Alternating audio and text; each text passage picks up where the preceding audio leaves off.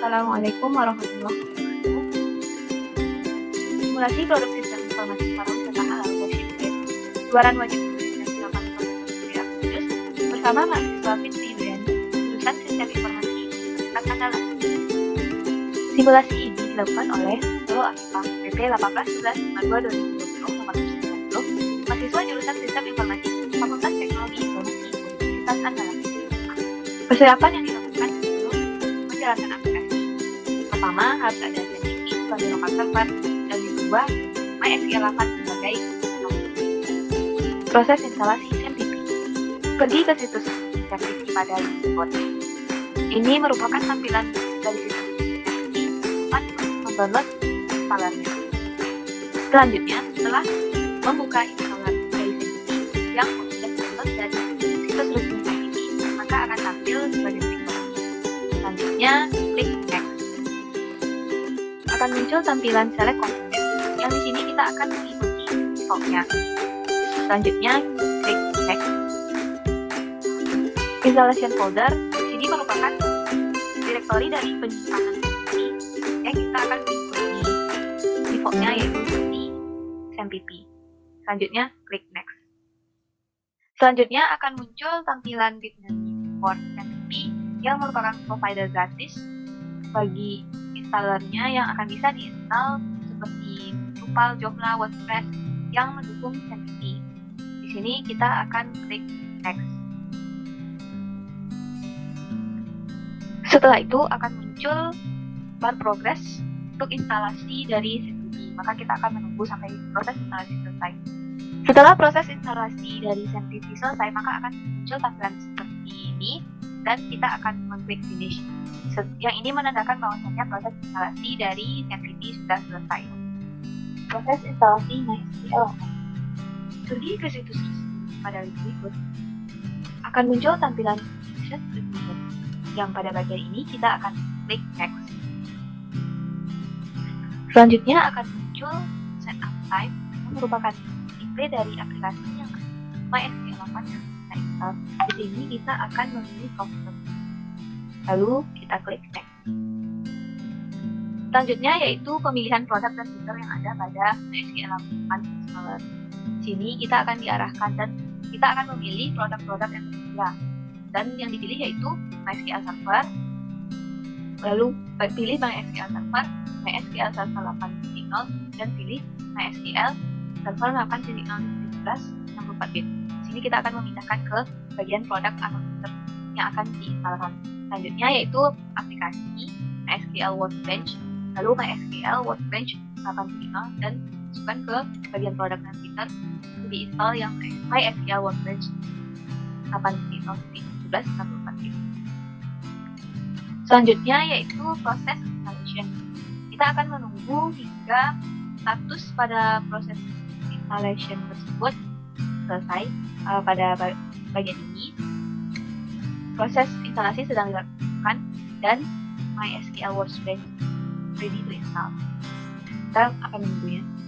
Setelah menunggu instalasi, maka akan muncul tanda siklus hijau yang menunjukkan bahwa instalasi selesai dan statusnya juga komplit. Dan pada kedua bagiannya juga akan sama. Lalu klik Next. Setelah itu akan muncul product configuration. Di sini akan muncul status bahwasannya MySQL Server 8.0.17 memiliki status siap untuk dikonfigurasikan. Lalu klik Next. Selanjutnya akan masuk ke menu High Availability. Di sini kita akan memilih standalone MySQL Server atau Classic MySQL Replication. Ini merupakan bentuk dari database yang bersifat standalone yang maksudnya memiliki satu server dan satu user saja. Dan juga pada database ini bisa memungkinkan untuk menggunakan secara klasik dan sama saja, yang mana di sini pengguna bisa menyediakan solusi yang bersifat high availability dan juga tersedia. Selanjutnya klik Next. Lab and networking. Di sini merupakan konfigurasi dari server database MySQL yang akan dilakukan nanti. selanjutnya, pada config type kita akan pilih data login komputer, dan pada bagian connectivity kita akan TCP IP yang open Windows Firewall port dan set dengan port 3.7, export protocol 3.0.6, lalu klik next. Selanjutnya yaitu authentication method. Di sini kita akan memilih klik button use strong password encryption for authentication yang merupakan recommended dari MySQL installer-nya. Lalu kita klik next. Selanjutnya kita akan masuk ke bagian default and rules. Di sini kita akan mengatur password dari MySQL atau passwordnya dan mengulang kembali memasukkan passwordnya.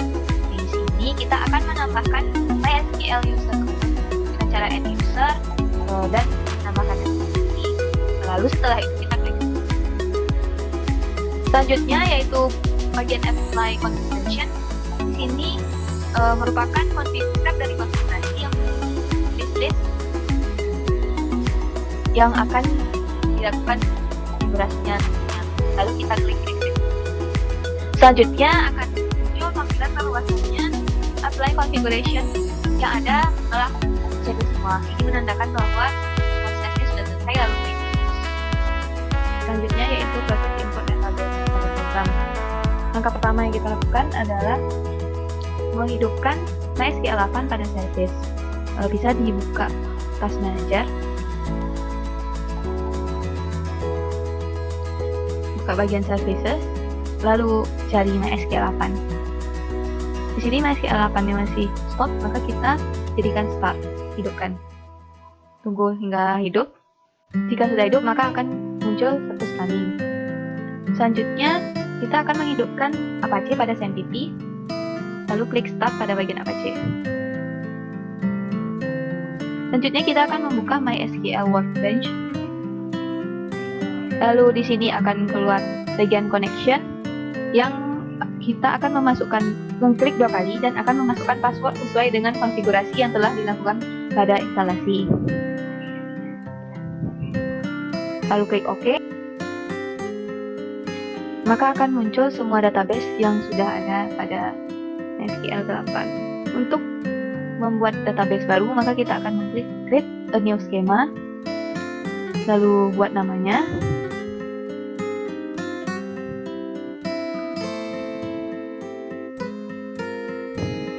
Setelah itu klik apply, lalu klik apply, lalu klik finish. Selanjutnya kita akan merefresh database yang ada, maka akan keluar database yang telah kita buat tadi. Selanjutnya untuk mengimport kita klik server, data import, pilih file SQL yang akan diimport, lalu klik open. Selanjutnya tentukan skema target untuk import tersebut. Database yang telah kita buat itu tb_bdl. Selanjutnya masuk ke bagian import progress, lalu klik start import. Tunggu hingga proses importnya selesai. Lalu bisa kita refresh database kembali pada database tb_bdl akan dilihat tabel-tabel database. Ini adalah tampilan awal dari program. Pada bagian kami ini merupakan popular worship ini ada 4 digit. Jika popular worship ini diklik, maka akan tampil berita informasi dari masjid tersebut. Pada bagian kanan ini merupakan galeri dari masjid yang menunjukkan kondisi dari masjid itu pada saat sekarang, yang berisi beberapa foto, dan bagian ini terdapat detail informasi dari masjid seperti nama, alamat, kapasitas, ukuran bangunan, hingga fasilitas. Dan pada bagian bawahnya merupakan info dari event ataupun kegiatan yang ada pada masjid ini. Dan ini merupakan visitor review ataupun review dari pengunjung yang ada dalam berupa komentar. Pada bagian di bawah galeri masjid tersebut terdapat lokasi peta dari masjid itu dengan merupakan current position dan manual position dan juga legenda. Di sini merupakan info window-nya. Pada bagian peta, ini merupakan peta yang telah didelimitasi pada kota Bukit Tinggi. Ini merupakan current position yang merupakan posisi asli dari pengguna. Di sinilah pengguna saat ini, saya berada di sini. Selanjutnya ini merupakan manual position yang bisa di posisi dari pengguna ditentukan oleh pengguna itu sendiri. Lalu klik ini dan klik di mana posisinya. Klik di sini maka akan posisi pengguna akan berada di sini. Yang ini merupakan legenda. Dan legenda ini akan menampilkan nama dari kecamatan yang ada di Bukit Tinggi. Selanjutnya yaitu list worship. List worship ini merupakan list ataupun nama-nama masjid, seluruh masjid atau tempat ibadah yang ada di Kota Bukit Tinggi sebanyak 60 buah. Pada bagian list ini, jika kita klik info, maka akan muncul info window pada masjid tersebut. Jika kita klik route from user, maka ini akan mengarahkan ataupun menunjukkan rute perjalanan kaki dari user ke masjid.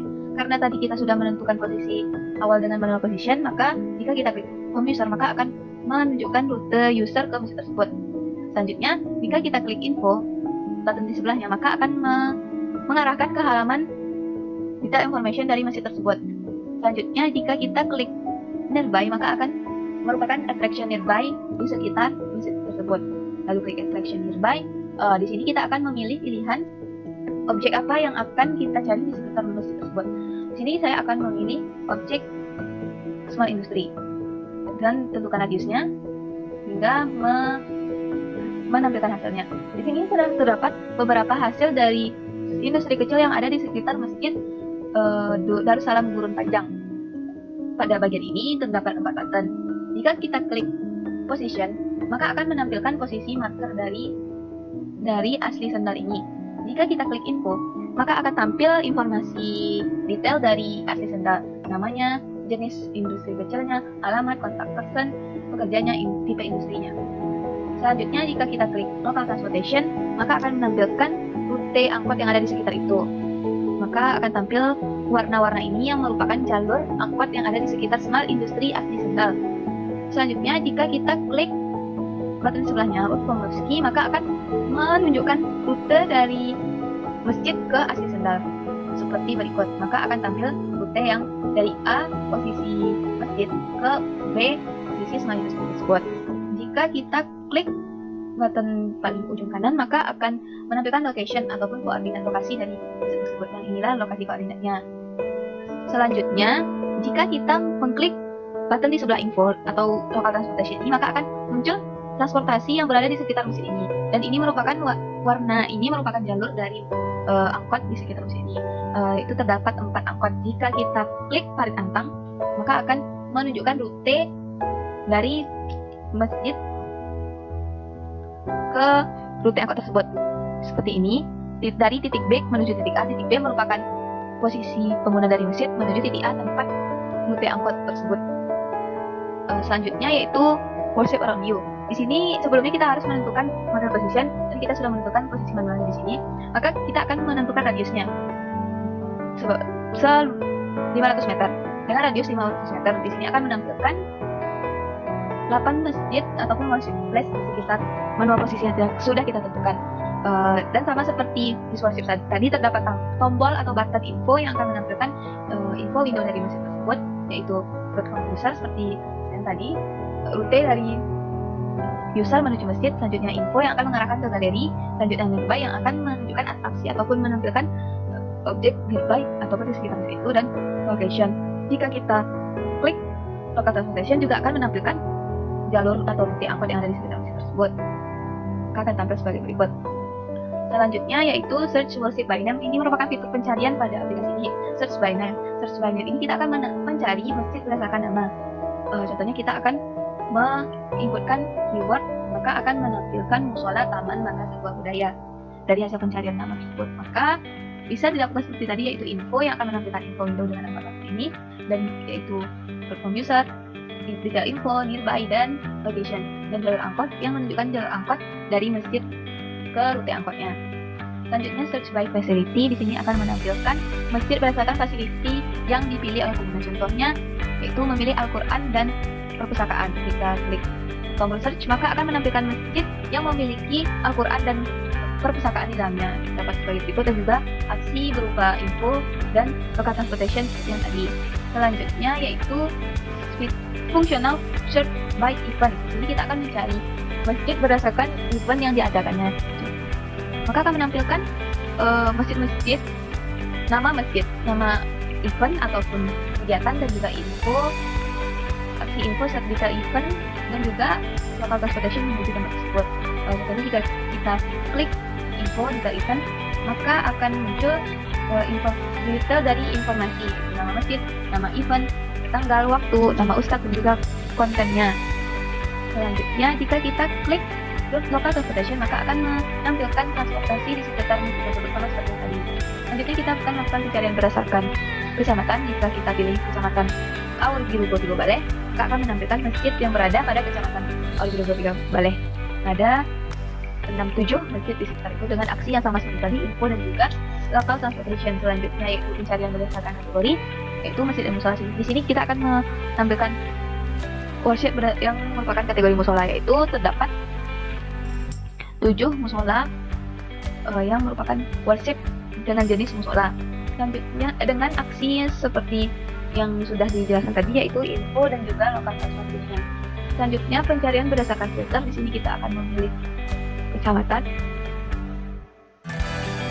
yaitu contohnya Menjangin dengan kategori musola. Kita klik search, akan menampilkan 4 musola yang berada di kecamatan Menjangin dengan kategori musola dengan aksi, info, dan juga local transportation seperti yang tadi. Selanjutnya transportation. Di sini kita akan melakukan pencarian berdasarkan akses yang bisa ditempuh oleh masjid tersebut, yaitu akses berupa bus, car, mobil, dan juga motor. Jadi saya akan memilih car. Jika diklik search, maka akan menampilkan masjid yang bisa diakses dengan mobil. Selanjutnya yaitu public transportation. Di sini kita akan menampilkan masjid berdasarkan transportasi yang ada. Contohnya, di sini saya akan mencontohkan Balai Bancah. Jika saya klik search, maka akan menampilkan jalur dari local transportation Balai Bancah tersebut. Dan juga di sini terdapat nearby. Di nearby ini akan menunjukkan angkot di sekitar dari pengguna dengan radius. Jika diklik, maka akan menampilkan hasil sebagai berikut dengan menampilkan rute angkotnya. Sekian demo program saya. Mohon maaf atas kekurangan. Assalamualaikum warahmatullahi wabarakatuh.